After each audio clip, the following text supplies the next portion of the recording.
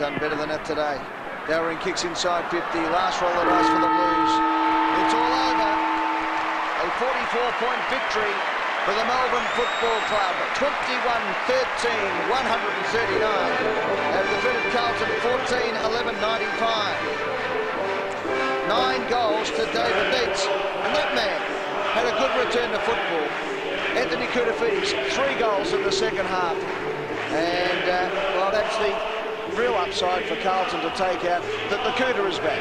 Yeah, and there haven't been too many because Whitnell left the ground in an ambulance with what appeared to be a serious shoulder injury. But I think the story of the day is probably Melbourne's forward line, in particular David Neitz, who was dominant up forward from the word go. He finished with 9 goals and he joins Michael Roberts.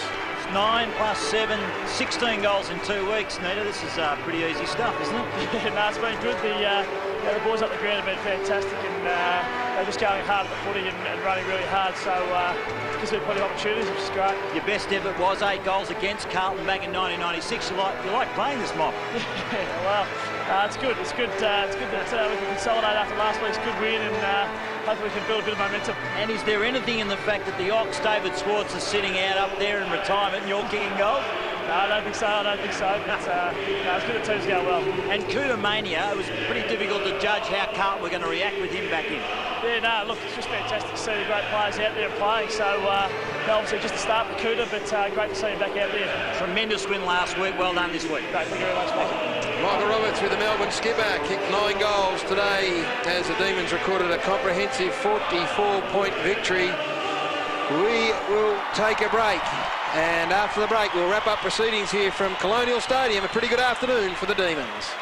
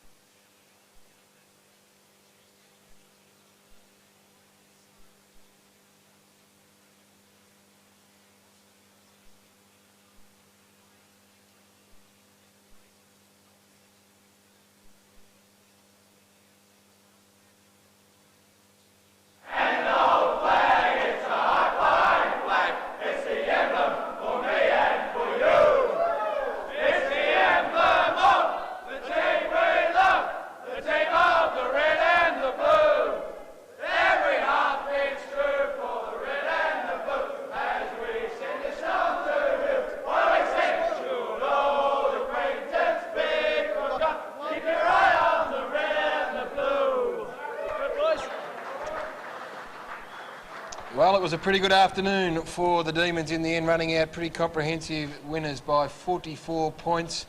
They kicked 21 goals for the afternoon. I think Neil Danaher would be well pleased with that.